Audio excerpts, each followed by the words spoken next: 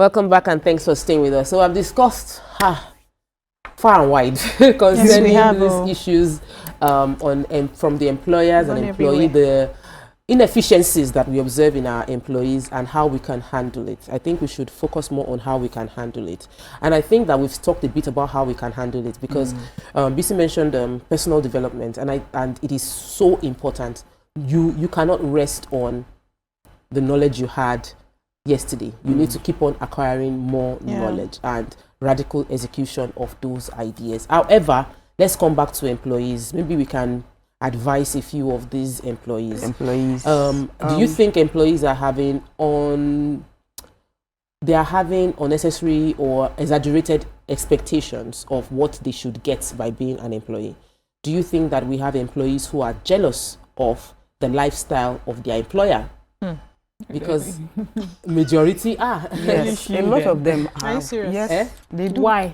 Some You're not inspired. You are jealous. Some are yes, some are jealous. Some we have had some. I've had a case like that. Well, there was a time, and I got an employee that came. I trained her, did everything for her, you know. And then at the end of the day, there was this customer that I was teaching how to open up a spice business. And when the spice business comes, so when she comes, the way I dress, at some point she started dressing like you, like me. You understand? Then after some time, you know, when I come, I'll just see her in my office sitting down. When I now come, she will not stand up. She'll be like, no, she's trying to do something and all of that. Of course, she was like my PA kind of. She was the admin person. So sometimes they can be jealous. Sometimes they, you know, are not. But you know what she did? Somebody pushed her. And that thing cost me a lot. I went through a lot at that point in time because the person I was teaching the person how to start up her own spice business. She came. I trained her for 3 months. That 4th month was the month that they pushed her and they left with her. Then she went with all my, you know, because when I was teaching the person how to do the business, I showed the person, I brought in machines for the person, showed the person.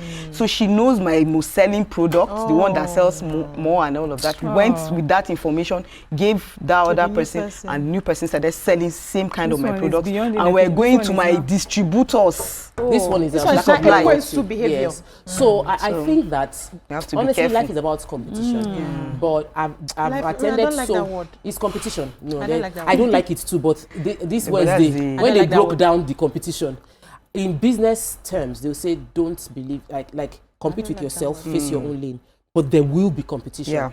You might find your own unique selling point or differentiating factor. You might not be competing with them, but they're competing with you. And whether you acknowledge them or not, and then there's some people in business.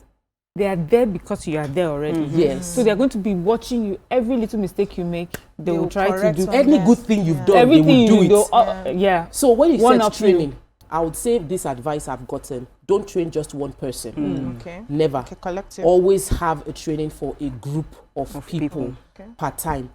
Record your trainings so that you are not exerted every time you need to impact knowledge. So if I'm teaching one person, there's a camera that is recording it. I paid for a training and we have it recorded, so every staff must watch that training. So we don't need to call all those people again. How about signing agreements? So agreements they can walk away from your agreement. After signing? Yes. And then you go to court and if they go to Calabar, you will go and find them from there. Just ensure that you're not bitter about it. You speak about your training in the school. People will speak about, there are people that have left GT Bank or left Diamond Bank or all those different banks, and they will always say that, look at the people that were in the first set of these banks. All are like, talk about these people, wherever they went to, they thrived there.